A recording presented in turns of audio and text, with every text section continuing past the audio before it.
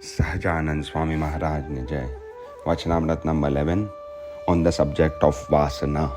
Vasana means desires, unfulfilled desires. પૂર્વ જે વિષય ભોગવ્યા હોય ને જે વિષય ન ભોગવ્યા હોય તેની અંતઃકરણને વિષય ઈચ્છા. All those things that we have heard of as great experiences by others, but we haven't experienced it. That desire that someday I want to experience this. Things that we have experienced in the past and our own desire to revisit that same experience. Oh, I had a great experience experiencing something and I want to go through that same again. I miss that what I had felt when I had experienced that. So to revisit our own pleasant experiences and pleasant experiences described by others as great, those desires are things that are called vasanas. What is the problem in having such desires? That's what makes life beautiful. But then why are we saying that one shouldn't have vasanas? It's because we have vasanas in ways that if it doesn't go our way, if it doesn't get fulfilled, it causes us hurt, disappointment, disturbance. We are full of expectations that now this desire is the only thing that can complete me. We have made a sense of incompleteness without having this vasana in our life, without having this desire fulfilled, which makes us insatiable. Because will all expectations go our way? No. Wherever there are expectations, there is bound to be disappointment. There is bound to be a probability that only 50% times things will go our way, and another 50% times things won't go our way. So we are bound to be sad. Why are we not content or happily ambitious? Because everything has been related to the outcome for us. Our core nature has become that the outcome should be favourable to me, as I wish. And hence we have become rigid and adamant on our thought process, on our attitude towards life, that everything that I wish and want should go my way. And if it doesn't, I get vulnerable. Since how many human births have we tried to satiate ourselves or to fulfill these desires? How many times?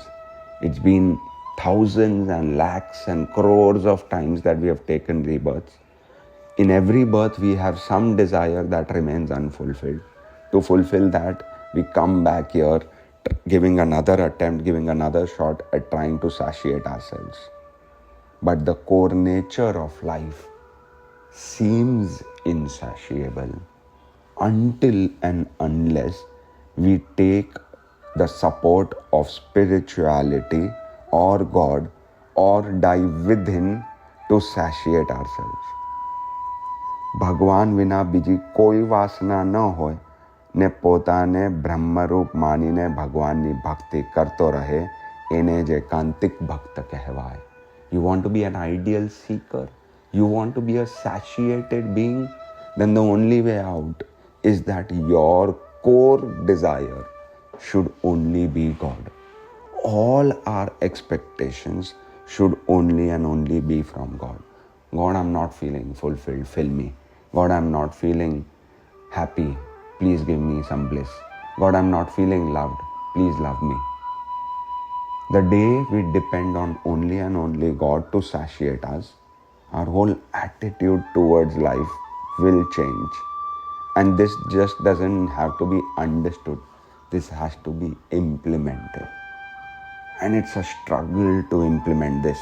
It is a real struggle to stay contented from within, have all happiness and love expectations from self or God, and only go out and spread love and happiness.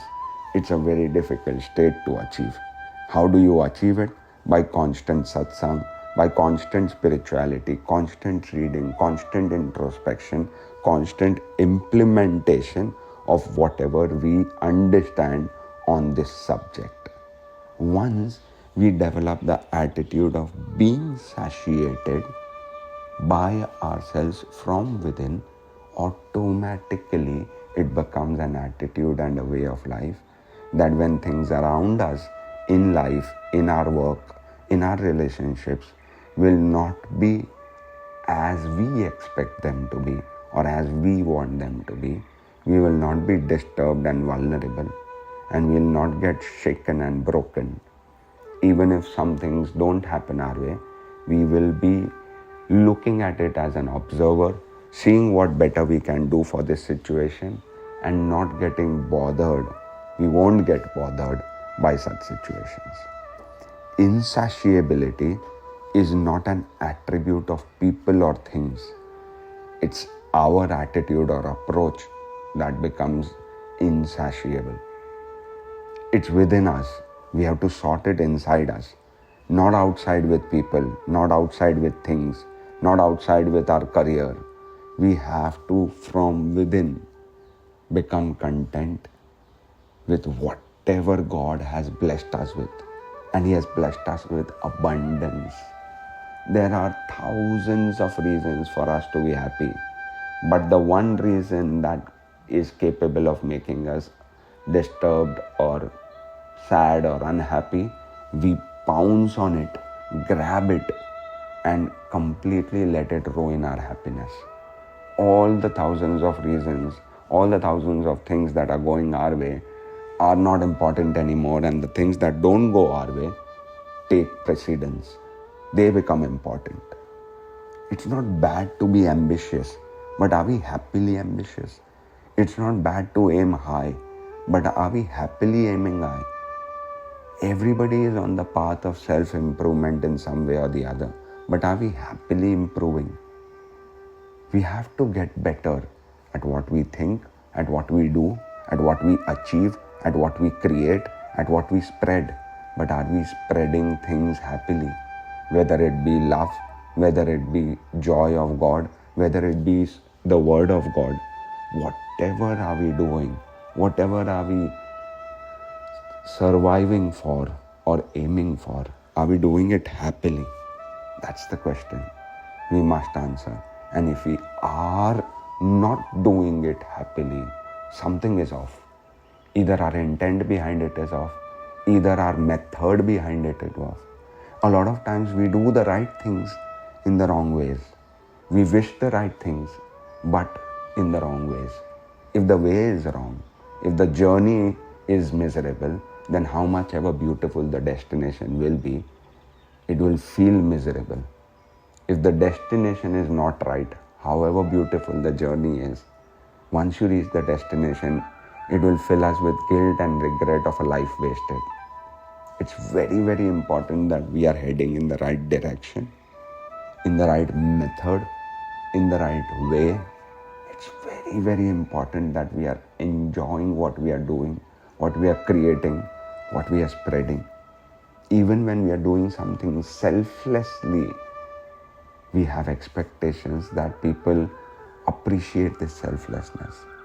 Even when we are doing something where we have nothing to gain, we have the capability to make ourselves miserable even in those conditions by our own thought process. May we all stop making our own self miserable. May we all stop having this insatiable way of living life. May we all dive within enough, deep enough, that all our thirst and hunger for peace, for love, for bliss is self-generative, self-satiable, and we spend the rest of our lives not being vulnerable or affected or disturbed by the doings and non-doings of people, by the happenings and not happenings of outcomes in our favor, by the highs and lows of life, by the ups and downs, which is the core nature of this perfectly imperfect life. And may we face each situation leaning on God. May we never be vulnerable again and always be satiated. Sahajanand Swami Maharaj Ni Jai.